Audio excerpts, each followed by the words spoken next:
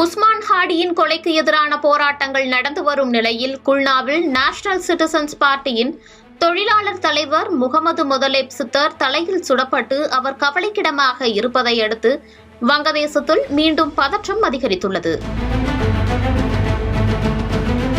National citizens பார்ட்டியின் தொழிலாளர் தலைவரான 42 வயதான முகமது மொடலப் சித்தர் குல்னாவின் சோண்டடங்கா பகுதியில் உள்ள ஒரு வீட்டில் இன்று மதியம் 12:15 மணியளவில் சுடப்பட்டார். இது இந்த மாதத்தில் இளைஞர் தலைவர் ஒருவர் மீது நடத்தப்பட்ட இரண்டாவது பெரிய துப்பாக்கிச் சூடாகும். முன்னதாக மாணவர் தலைவர் ஷெரீப் உஸ்மான் ஹாடி கொல்லப்பட்டதை தொடர்ந்து நாடு முழுவதும் வன்முறை போராட்டங்கள் வெடித்துள்ள நிலையில் தற்போது மீண்டும் பதற்றம் அதிகரித்துள்ளது. குல்னாவில் விரைவில் நடைபெறவிருந்த தொழிலாளர் பேரணியை ஏற்பாடு செய்யும் பணியில் அவர் ஈடுபட்டிருந்தார். அப்போது தாக்குதல் நடத்தப்பட்டிருக்கிறது. சித்தரின் தலையில் இடது பக்கத்தில் துப்பாக்கிச் சூட்டு காயம் ஏற்பட்டு மருத்துவமனையில் சிகிச்சை பெற்று வருவதாக அறிக்கை தெரிவிக்கிறது. சோனாதங்கா காவல் நிலைய ஆய்வாளர் அனிமேஷ் மண்டல் இந்த நிகழ்வை உறுதிப்படுத்தினார்.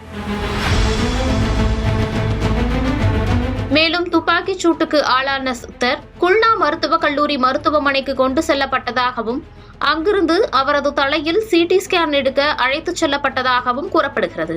இந்த சம்பவம் குறித்து மேலும் விசாரணை நடைபெற்று வருவதாக அதிகாரி தெரிவித்தார். முன்னதாக மாணவர் தலைவர் ஷெரீப் உஸ்மான் ஹாடியின் மரணத்திற்கு பிறகு கடந்த வாரம் வங்கதேசம் நாடு முழுவதும் வன்முறை போராட்டங்களை கண்டது. தனது வலுவான இந்திய எதிர்ப்பு பேச்சுக்கு பெயர் பெற்ற நபரான 32 வயதான ஹாடி வங்கதேசத்தின் 2024 மாணவர் எழுச்சியின் போது முக்கியத்துவம் பெற்றார். இது முன்னாள் பிரதமர் ஷேக் ஹசீனாவின் பதவி நீக்கத்திற்கு வழிவகுத்தது. டிசம்பர் 12ஆம் தேதி டாக்காவில் நடைபெறவிருக்கும் தேர்தலுக்கான பிரச்சாரத்திற்கு சென்றபோது முகமூடி அணிந்த நபர்களால் அவர் சுடப்பட்டார். டாக்காவில் ஆரம்ப சிகிச்சைக்கு பிறகு ஆபத்தான நிலையில் இருந்த ஹாடி சிகிச்சைக்காக சிங்கப்பூரில் உள்ள ஒரு மருத்துவமனைக்கு விமானம் மூலம் கொண்டு செல்லப்பட்டார். அங்கு அவர் டிசம்பர் 18 அன்று காலமானார். வங்கதேசத்தில் பிப்ரவரி 2026 தேர்தல் நடைபெற உள்ள நிலையில் அரசியல் பதட்டங்கள் அதிகமாக இருக்கும் நிலையில் இந்த நிகழ்வு ஏற்பட்டுள்ளது. தேர்தல் நெருங்கி வருவதால் நாடு முழுவதும் வன்முறை தீவிரமடைந்துள்ளது.